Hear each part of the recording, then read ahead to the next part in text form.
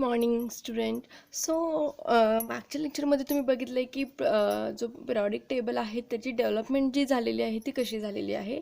तर या आपण लेक्चरमध्ये बघणार आहोत ज्या पिरियॉडिक प्रॉपर्टीज आहेत त्या काय आहेत आणि कशा पद्धतीचा ट्रेंड आपल्याला ऑब्झर्व होतो पिरियॉडिक टेबलमध्ये. ओके, सो जी पहिली पिरियॉडिक प्रॉपर्टी आहे ती म्हणजे ॲटॉमिक रेडियस किंवा atomic size. Okay, so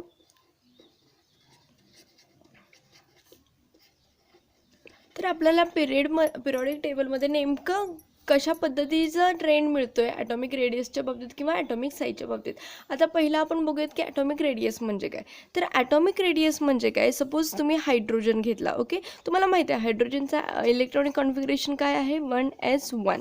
so त्याच्यामध्ये फक्त 1s1 राईट. सो याच्यामध्ये एक पहिली शेल आहे आणि त्या शेलमध्ये किती इलेक्ट्रॉन आहे, एस ऑर्बिटलमध्ये किती इलेक्ट्रॉन आहे, एक. सो इथं सेंटरला न्यूक्लियस आहे. सो एकच शेल आपण ड्रॉ करणार आहे आणि त्याच्यामध्ये किती इलेक्ट्रॉन असणार आहे, एक. राईट. ते नेक्स्ट जर आपण घेतला हा हायड्रोजनसाठी सपोज आपण लिथियम घेतला. सो लिथियमचा तुम्हाला माहिती आहे इलेक्ट्रॉनिक कॉन्फिगरेशन ॲटॉमिक नंबर 3 आहे, 1s2 2s1. राईट. हे आहे लिथियमचं इलेक्ट्रॉनिक कॉन्फिगरेशन. म्हणजे त्याच्यामध्ये किती शेल असणार आहेत टोटली, कारण शेवटचं जर इलेक्ट्रॉनिक कॉन्फिगरेशन बघितलं तर आउटरमोस्ट बघितलं तर काय आहे, 2s1. म्हणजे ह्याच्यामध्ये शेल किती असणार आहेत, 2. सो कशा पद्धतीचं स्ट्रक्चर येईल, centre nucleus, first shell, second shell.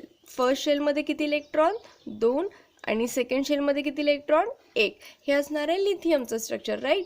तर ॲटॉमिक रेडियस म्हणजे काय, सेंटरपासून जे आउटरमोस्ट शेल आहे किंवा व्हॅलन्स इलेक्ट्रॉन जे आहेत त्यांचं जे डिस्टन्स आहे that is what, atomic radius. या केसमध्ये ही ॲटॉमिक रेडियस आहे, तर या केसमध्ये ही जे आउटरमोस्ट शेल आणि ही जी सेंटर आहे तिथून जे डिस्टन्स असणार ते म्हणजे काय असणार, ॲटॉमिक रेडियस.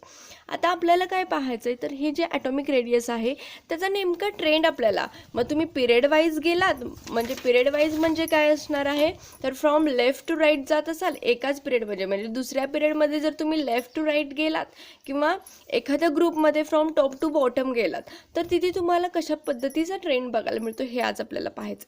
तर त्यासाठी मी पहिली केस काय घेते, आपण पिरियॉडिक टेबलमध्ये फ्रॉम लेफ्ट टू राईट बघूयात किंवा पिरियड वाईज बघूयात. ओके, म्हणजे इकडे जर एकाच पिरियडमध्ये जर तुम्ही गेलात तर काय तुम्हाला दिसतं, त्यासाठी मी पिरियड दुसरा घेते. So lithium, beryllium, boron, carbon, nitrogen एवढे मी घेते, पुढचे घेतले तरी चालते, तुम्ही ऑब्झर्व करू शकता. सो मी lithium, beryllium, boron, carbon, nitrogen हे एलिमेंट घेते. ओके, आपण लेफ्ट टू राईट बघतोय.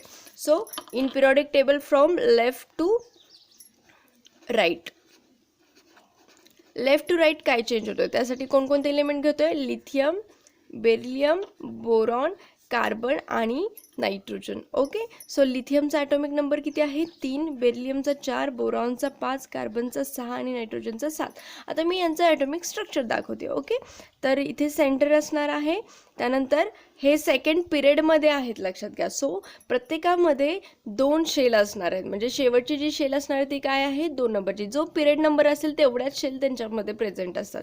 सो हे सेकंड पिरियडमधले आहेत म्हणजे यांच्यामध्ये किती शेल असणार आहेत, 2. प्रत्येकासाठी किती शेल असणार आहेत, 2.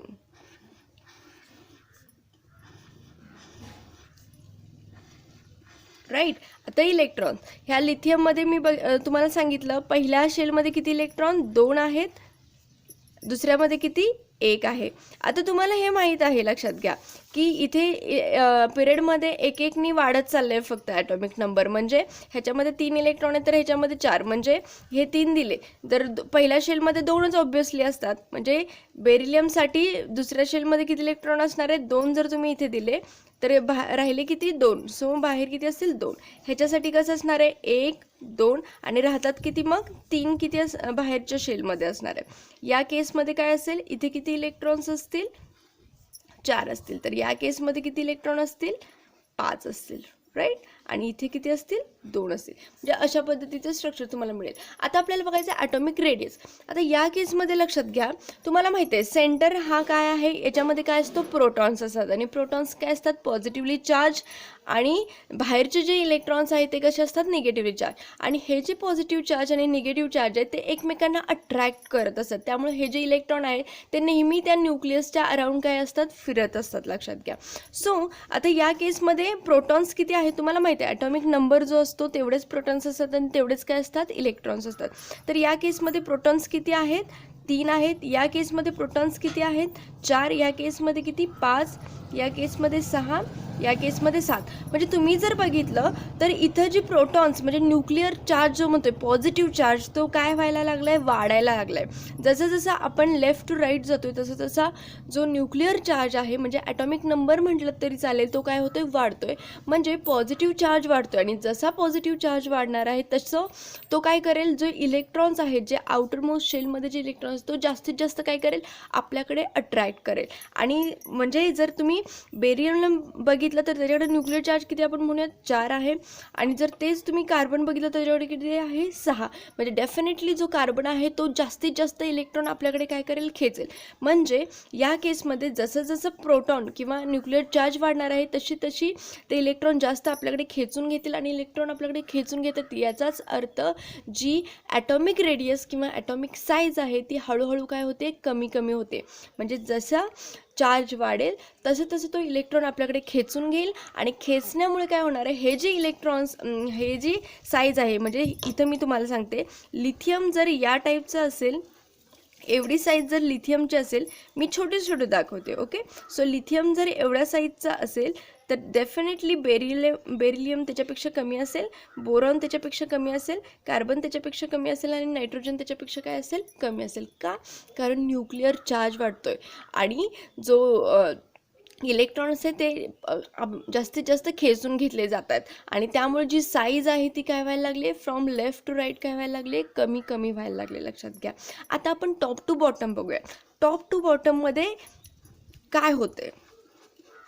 सो अशा पद्धतीनेच आपण टॉप टू बॉटम दाखवूयात. त्यासाठी आपण काय करूया सपोज मी पहिला काय घेते तर ग्रुप घेते. सो त्याच्यामध्ये मी लिथियम सोडियम आणि पोटॅशियम घेते ओके.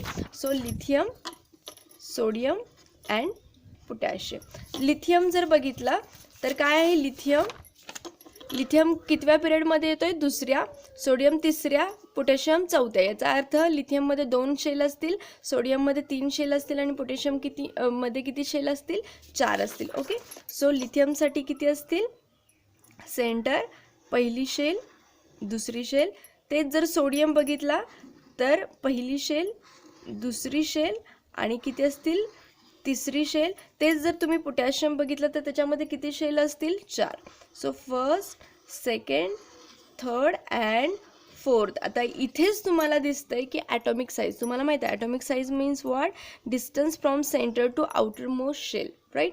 तर या केसमध्ये बघा तुम्हीच ऑब्झर्व करू शकता जर लिथियम बघितला त्याची साईज बघा इथे शेल नंबर ऑफ शेल्स काय व्हायला लागल्यात वाढायला लागल्यात. जसं तुम्ही टॉप टू बॉटम जाल तसे तसे नंबर ऑफ शेल्स काय होतात वाढत आहेत आणि डेफिनेटली नंबर ऑफ शेल्स वाढत आहेत म्हणजे त्यांची साईज पण काय होणार आहे वाढणार आहे. म्हणजे या केसमध्ये ज्यावेळी तुम्ही टॉप टू बॉटम जाल म्हणजे कधीही कुठेही सेकंड पिरियडमध्ये जरी तुम्ही टॉप टू बॉटम गेलात ग्रुपमध्ये 13मध्ये जरी तुम्ही टॉप टू बॉटम गेलात तरी इथे नंबर ऑफ शेल्स काय होत जात आहेत इन्क्रीज होत जातात आणि ते इन्क्रीज होण्याने जी साईज आहे ती पण काय होणार आहे इन्क्रीज होणार आहे. सो जर पिरियॉडिक ट्रेंड आपण ॲटॉमिक साईजच्या बाबतीत किंवा ॲटॉमिक रेडियसच्या बाबतीत बघायचा झाला तर from left to right size gets decreases and from top to bottom size gets increases okay. Thank you.